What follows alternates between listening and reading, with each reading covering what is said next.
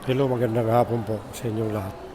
Ngayon, ngayong hapon po pag-uusapan natin po yung tungkol sa Republic Act number 9646 kasi ang dami pong nagtatanong sa akin kung anong ibig sabihin nitong Republic Act number 9646 or otherwise known as the Real Estate Service Act of the Philippines. Kailan po ba ito na aprobahan? Itong batas po ito na aprobahan po ito noong July 30, 2009. Ito po, tungkol po ito sa ang ano po dito, layunin, it deals primarily with the acts considered to be real estate services or practice, the penalties corresponding to violations of its provisions and the qualifications of those who may practice the professions. Okay. Furthermore, the law is meant to prevent the practice of colorum agents and also property sellers who are still patronizing the so-called freelance illegal property agents to avoid paying taxes and proper commission rates. So, yun po ang layunin talaga dito para maibsan natin yung mga ginagawa ng mga property owners. Okay, para makaiwas magbayad ng tax at saka nila ng mga broker, licensed broker. Kasi po dati ang pag-practice ng real estate wala namang lisensya yan.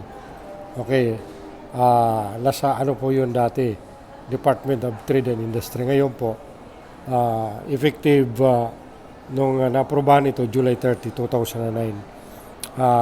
Nandito na po nito ang regulation sa PRC o Professional Regulation Commission.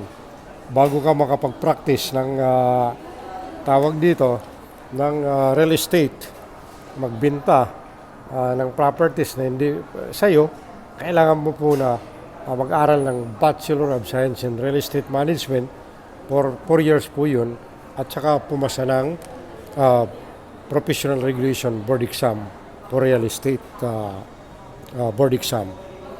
Pagamat mayroon po mga exemptions o tinatawag na pwede naman magbenta tayo ng property kahit hindi po sa atin yung property na yan. Okay? Pwede po tayo magbenta niyan. Ngayon, anong ibibenta natin? Mga property kung hindi kung hindi sa atin yon. Okay, mayroon dito exemptions. So sa pursuant to section 28 of the RESA law or Real Estate Service Act of the Philippines, there are 4 exemptions na pwede magbenta ng property ka na kahit hindi ka lisensyado. Okay. Ang una po, number 1, owners of real property are not required to have a license in order to sell their own property. So, pag ikaw po yung may-ari ng property na yan, okay, pag ikaw ang may-ari, be it mayroon kang titulo or deed of sale, okay, pwede ka magbenta ng property mo na yan kasi ikaw ang may-ari. Hindi mo na kailangan mag-aral ng Bachelor of Science in Real Estate Management or kumuha ng PRC Board Exam for Real Estate Broker. Bagamat, real estate developers are not included because they are regulated by the Housing Land Use Regulatory Board, HLURB, or DSOD. Kung tawagin na yun, DSOD, Department of Social Housing and Urban Development. So, exempted din po yun, yung mga developer na yan, hindi na kailangan sila mag-aral ng BSREM at saka kumuha ng board exam. Yung mga, sino po ba yung mga developer? Yung mga gumagawa ng condominium, house and lot, yun po yung mga developer. Number 2, trustees in bankruptcy or insolvency proceedings. So, pag ikaw yung trustee ng bankruptcy or insolvency proceedings, hindi pwede ka magbenta ng property. Kasi ikaw yung, ang ibig sabihin ng trustee sa Pilipino or Tagalog, ikaw yung pinagkatiwalaan. Maybe ng court, ginawa kang trustee. Kung mayroon tinatawag na bankruptcy or insolvency proceedings. Mamaya po, distinguish natin yan, okay, kung anong ibig sabihin ng bankruptcy or insolvency proceedings. Tuloy lang po tayo. Number 3, yung exemption.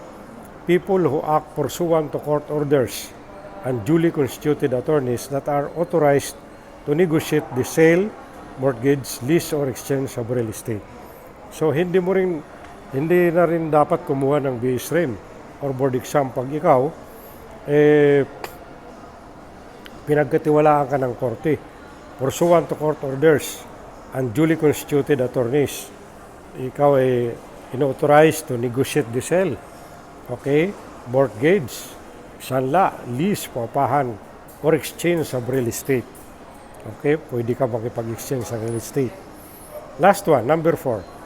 Public officers who perform such acts in line with their official duties, except that the government assessors should have a license.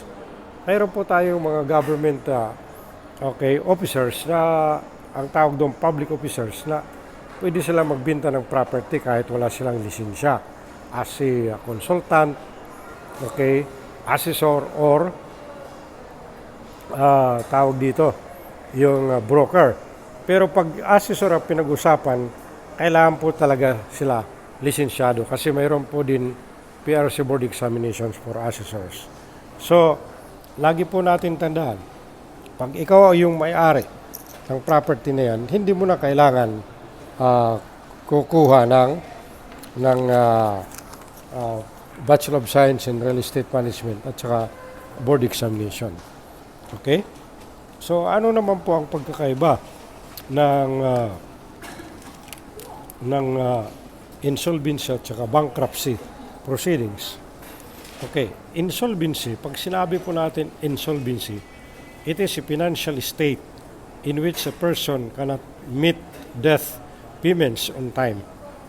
It's not having enough money to meet your obligations.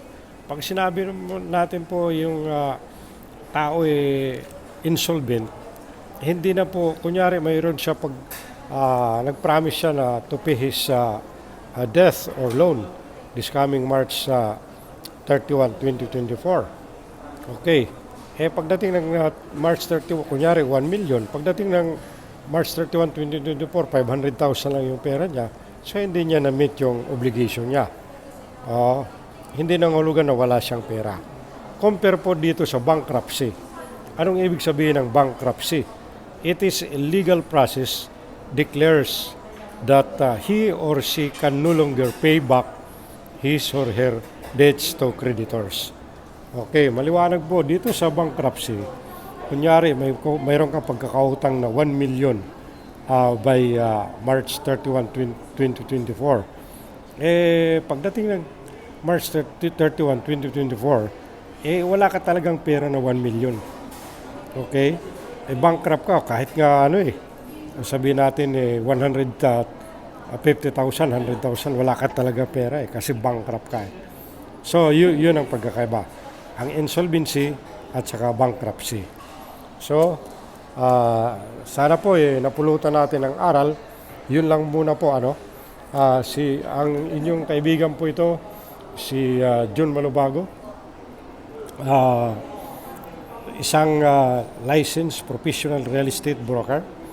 Okay po, pasado po tayo ng Professional Regulation Commission board examination for real estate at saka ang nagpa-practice po tayo ng profession natin as real estate broker.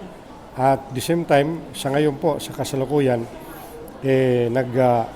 nagtuturo tayo, nag-teach tayo in college in Bachelor of Science in Real Estate Management sa isang university. Mabuhay po kayo lahat and mag-ingat po tayo. Chill lang po tayo. God bless us all. Thank you po.